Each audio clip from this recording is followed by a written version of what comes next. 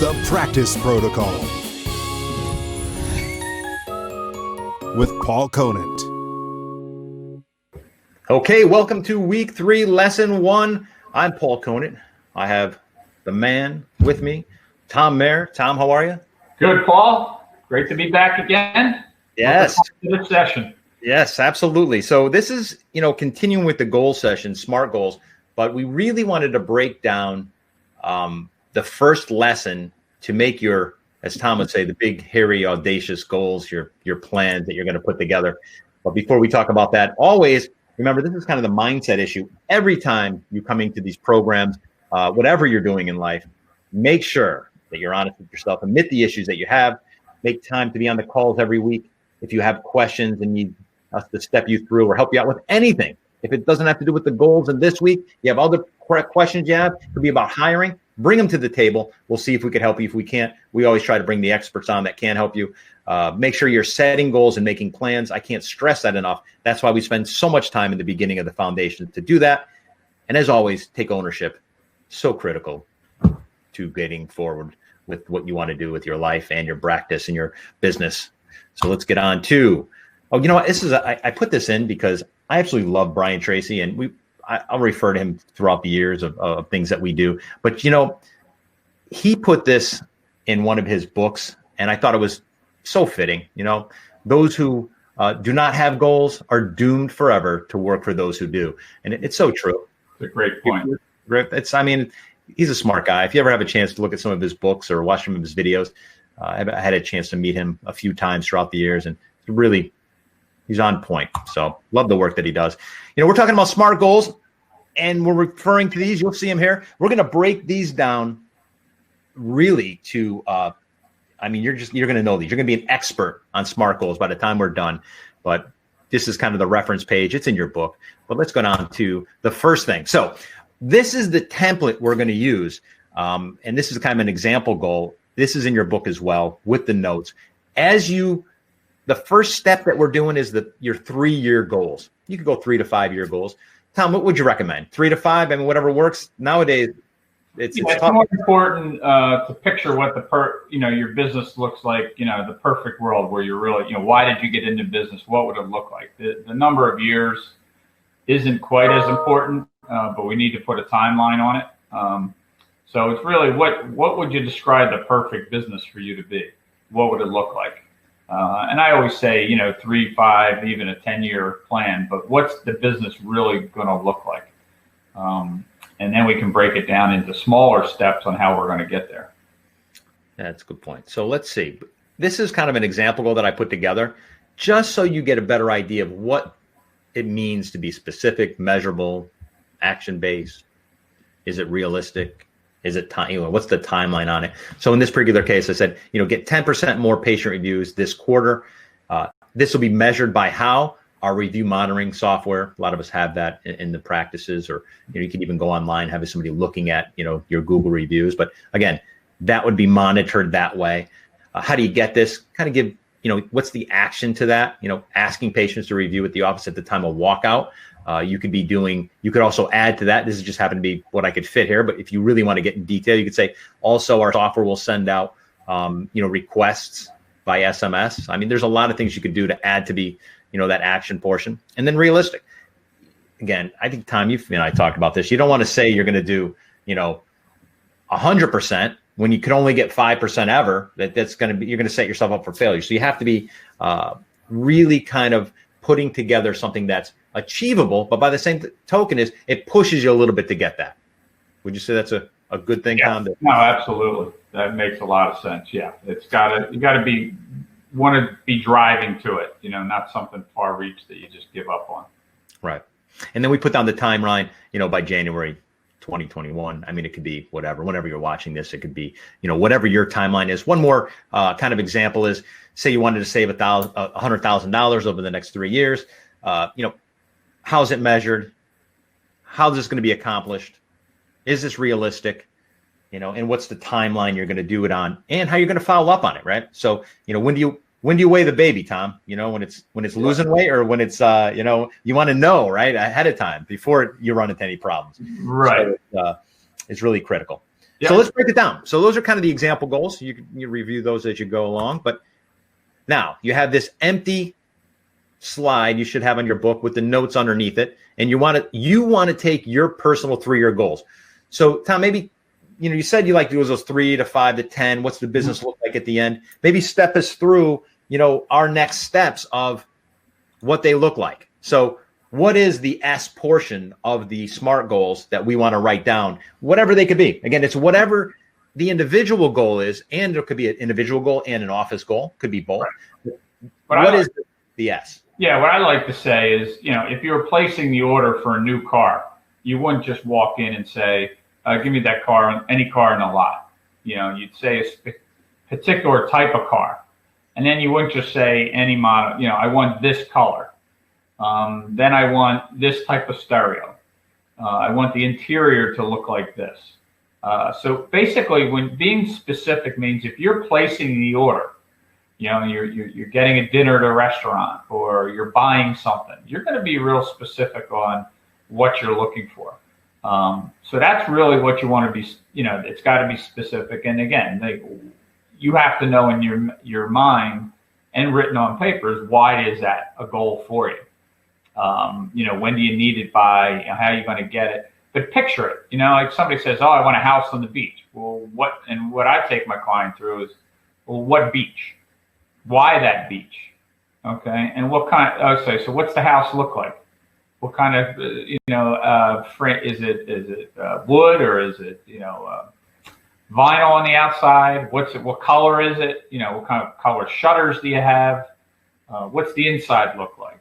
Really describe it. That's really, I always use the term place the order. So really, really describe it. And if it's a goal, and, the oldest joke was, and I've gotten grilled in front of thousands of people one time on a, Lamborghini. And I'm not a big car guy, but my friend Brad Sugars took me through the exercise and described a Lamborghini. And by the end of it, I was like, yeah, I might want to go look at it. So the goal was that if that's going to be a goal, why don't you go out and test drive one? Really feel it in place, but really place the order. Don't just say a random thing. You got to place the order. If it's a boat you want, what kind? How big? What's it look like? And if your business, how much revenue is it? How much profits? How many team members? What does your office look like? Do you need to move to a bigger place? Do you want an office on the water? Really place the order is the key. That's what specific means. Yeah, you make great points, because as in later lessons, we're going to learn how to build your customer avatar. And when you build your customer avatar, it's the same thing, right? It's how specific is that person you're looking to target. And what I found over the years is, and it was a learning lesson for me, the more specific my clients and I have gotten on the things that we wanted to get at, the better off, right, we were. We hit those targets as we become, if they're wide open, what ends up happening is you're just randomly shooting at things and you may hit anything. You don't know. So critical to be specific. It's a great point. Yep. So in your 3-year goal or 5-year, whatever it is for you, make sure right now you're putting a very specific goal that you want to put down. Now would you recommend doing a few at this point, Tom, or just one goal to start off with? Or yeah, I think you need, we always talk about goals for your business, goals for your life, your family, your health. There's different categories, but, just start off right now, since we're on business, let's focus on the business. In 3 years, what kind of revenue and profits do you want to be getting out of your business? That would be, what's your business look like 3 years from now for you to say, man, I am really happy. So that's where I would start. So you're starting with that in a very specific manner. So that's going to go right there. So next, how are we going to measure it? So measurable. What are some of the keys to measurable goals? Yeah, it's, on your business side is that, if it's a revenue and a profit, I always like to say profit. We're not in business to just sell things. So what's the specific, what do you want to be $1 million practice? Do you want to be a $500,000? Do you want to be a 10 million? Because that's going to obviously change your plan. Not necessarily the strategies, but your plan will change. So you need to keep track of the numbers, and there's got to be key performance indicators. If it's the number of patients that you want to grow by each month, or what are your collections? What's the cash flow? These are all measurable items to get you to where your business is, and you have to be specific and then measure it. Otherwise, it's just an idea. It's not a goal. Right. So then we get down. So now you've got your specific goal put up there. Now you're going to put down how you're going to measure this specific goal over the next 3 years. And then we get into what's the action. Right. So what are the action steps you're going to have to take to get there? If you're a brand new practice, it may be, getting the office set up and marketing. Marketing might be 75% of your action items to get you started, depending on where your business is. The other may be team members. Someone out in another practice, you may have a large team and you need to get more productivity out of the team. So you need leadership and communication. So what are the action steps, specific steps, tasks that you're going to do to get you to where that goal is? A lot of times too, as we found, is learn how to distribute some of the things that have to be done on here too. Don't try to take it all in yourself to say and micromanage this.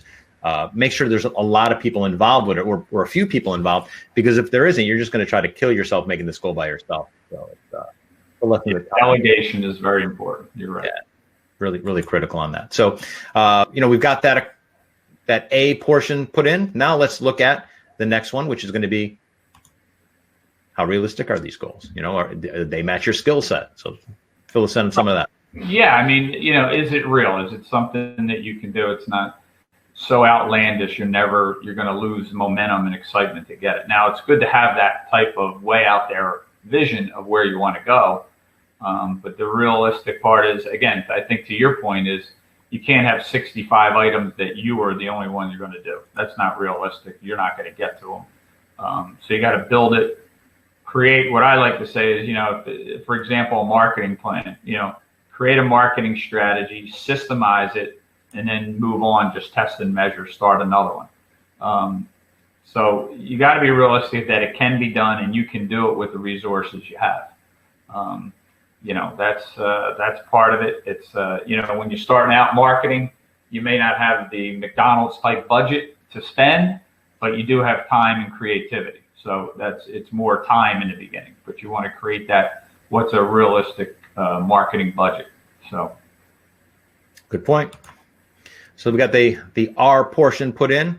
Now, how we're going to wrap it all up is, what are the timeline, the deadline, and how are we going to, figure out what this is weekly or monthly or daily in some cases. It's right. Crazy because in some of these big companies I've worked for throughout the years, we've had hourly goals, daily goals, monthly goals, weekly goals. And that's kind of one of the secrets. One of the webinars that we do that talk about the secrets of the Fortune 500. And that's one of them, right? Is how do they measure and how do they, what's the deadlines and things like that. So yeah, so critical. Give us some of your input on time-based portion of the SMART goals. Yeah. These are all set, but if you don't hold yourself accountable to a time basis, then it'll never get done. So that's kind of accountability. Are you following along? Are you on pace to do it? And you got to visualize it to where, by January or December of 2021, this is what the business is going to look like. Otherwise you just kind of leave it open-ended. So you got to put a time limit on it, time basis, and each action step, by this week, I'm going to do this. And that's what makes your action plan so effective, by putting timelines and breaking it down into small action items that it's a little easier, like you said, Paul. It's like in the first week, I want to do this. This is what I want to accomplish. Right. And if they're not, and if it doesn't all get put together like this, it's just a wish, and right, doesn't really doesn't come to fruition for you. And that's what we're trying to do, is make this all work together for you. So that's the last portion of that is, when's it going to be achieved by? What are the milestones? And when are you going to follow up to make sure this is getting done? Because if you don't have direction on it, it usually falls apart. So that's it. That wraps up. This is week 3, lesson 1. You get on to lesson 2. We're going to get more into, bite-sized pieces of the goals and what are your daily goals, your weekly. There's more going on in the next lesson. So use this. If you're still unsure of how to do it, go back to the beginning, watch it over again, but utilize those worksheets and start putting together those big, hairy, audacious goals, as Tom would say, so that we could have those, put together, and you could have some really good vision. If you don't have some goals and you don't have plans, remember, you'll be working for the person that does. So it's really critical. So that's it. That wraps up this week. Anything else, Tom? We good? That's great. Hey, have a great week. The Practice Protocol with Paul Conant.